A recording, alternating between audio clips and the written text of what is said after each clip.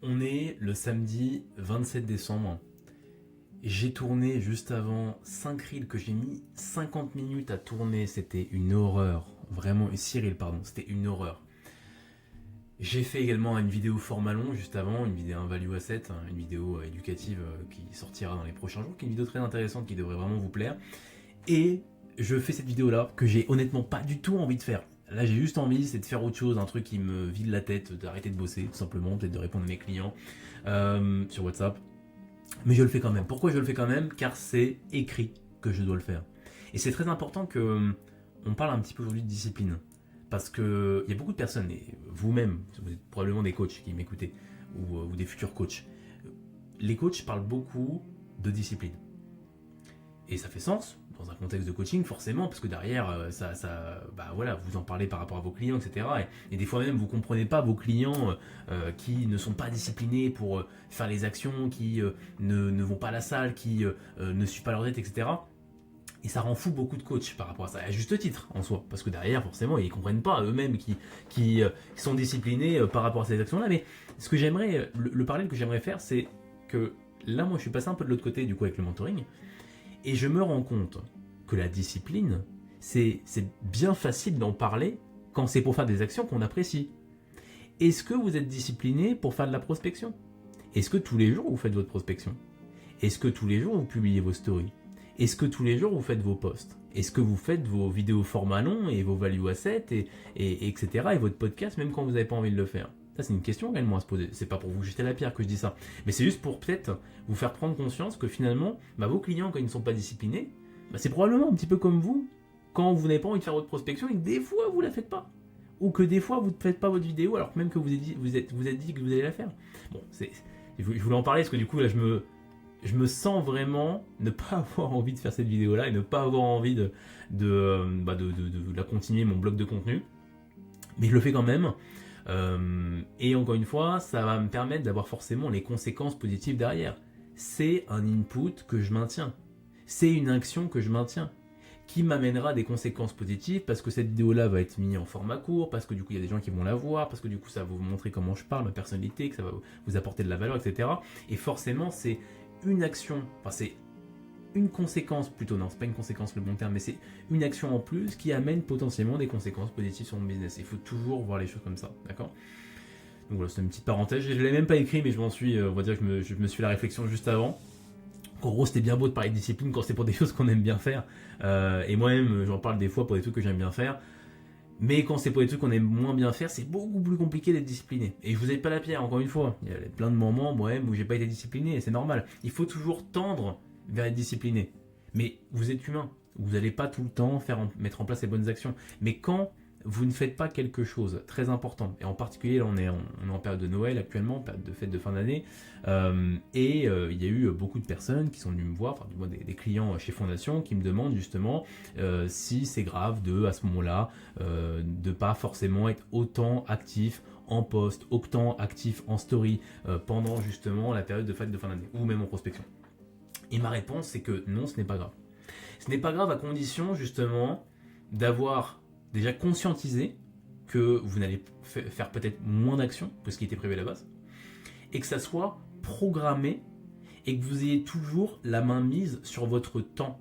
Et ça m'amène justement à ce dont je voulais vous parler aujourd'hui, c'est le fait de prendre le contrôle de vos journées, de prendre le contrôle de votre temps. C'est extrêmement important. S'il y a bien un point que vous devez retenir de tout ce que j'ai pu dire depuis le début du lancement de cette chaîne, depuis le début de mon contenu vis-à-vis du mentoring, et de tous les tips et de toutes les choses que j'ai pu donner, de toute la valeur que j'ai pu apporter, je sais pas si on en a déjà parlé avant, mais je pense que je l'ai dû le mentionner, mais en tout cas je vais vraiment le creuser aujourd'hui, c'est la prise en main de votre temps. Vous devez reprendre le contrôle de votre temps, vous devez ne pas vous laisser justement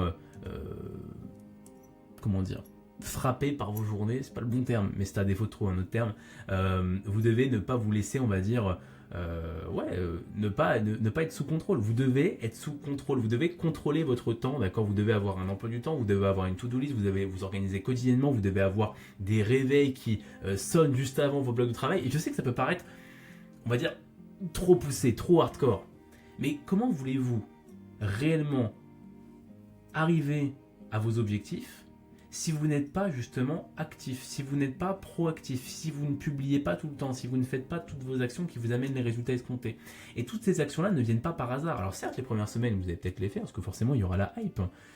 Mais prenez bien conscience que ça fait combien d'années que je publie des podcasts? Ça fait combien d'années que je poste tous les jours? Ça fait combien d'années que je publie des stories tous les jours?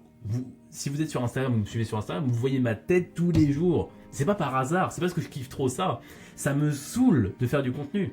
Là, j'ai pas envie de le faire, j'ai envie de faire autre chose. Mais je le fais quand même. Pourquoi je le fais quand même? Parce que c'est écrit.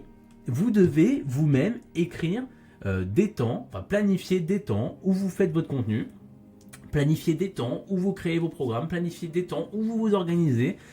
Tout ça doit être pris en main. Vous devez ne pas vous faire justement écraser par vos journées. C'était le terme que je cherchais tout à l'heure. Écraser par vos journées. Et c'est quelque chose que je vois tellement souvent, et ça a des impacts négatifs forcément sur votre vie professionnelle, parce que vous n'atteignez pas vos objectifs, parce que forcément vous ne mettez pas en place les bonnes actions, ou vous le faites un petit peu, puis après vous arrêtez, parce que vous n'y pensez plus. Logique, vous ne l'avez pas écrit. Mais également, ça a un impact négatif sur votre vie perso. Parce que derrière, ce qui vous amène justement à travailler correctement, en tout cas, ce qui vous amène, ce qui vous amène à avoir de bons résultats, c'est du coup de vous organiser. Mais forcément, c'est du coup de mettre en place les bonnes actions. Les bonnes actions, vous pouvez les faire sans forcément vous organiser correctement, mais ça va avoir un impact négatif sur vos journées, enfin sur votre vie perso, parce que du coup, ça va peut-être dégrader un peu les temps dédiés à votre vie perso, les temps dédiés à votre famille, à vos proches, à vos amis, peu importe, à votre conjointe. Et derrière, ça peut nuire à votre vie perso. Donc moi, ce que je vous conseille de faire, c'est justement d'avoir également planifié, de reprendre le contrôle sur votre vie perso, de définir concrètement à quel moment est-ce que justement vous allez dédier votre journée à votre famille, à vos enfants, à vos proches, à votre conjoint, peu importe. Tout ça doit être sous contrôle de vous par vous-même, d'accord? Tout ça doit être planifié, tout ça doit être programmé pour que justement ça ne soit plus lié au hasard, pour que votre réussite dans le coaching, dans n'importe quoi, ne soit pas liée au hasard.